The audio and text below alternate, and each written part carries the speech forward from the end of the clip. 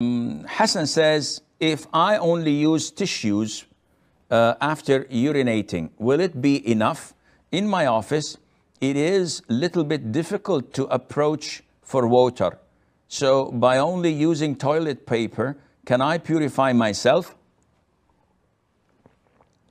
When people answer the call of nature, it is either number one or number two. So you either urinate or you defecate. And the means of purity in Islam, it is essential and part of our religion.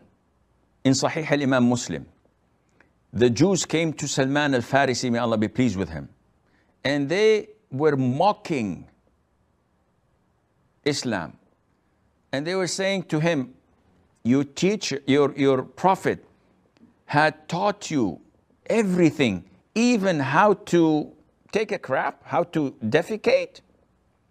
Salman was not angered by this. This is a medal of honor you're putting on my chest. He proudly said, yes, the Prophet ﷺ ordered us not to face or give our backs to the Qibla, to the Kaaba, when we are answering the call of nature, and not to hold our private parts, or to wipe or clean our private parts with our right hand, and not to use less than 3 stones. And he was referring to dry wiping, because when you defecate or urinate, you have 2 means of purifying yourself, and this is a must. Muslims have to do this. It's not something you do like some other religions once every week.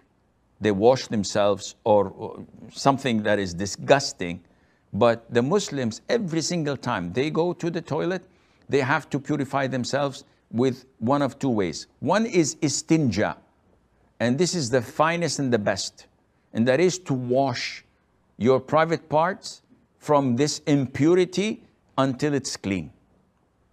And the second one is called istijmar, and this is using dry substances such as stones, toilet paper, tissues, a piece of cloth, etc., that can purify the area where this impurity had exited from.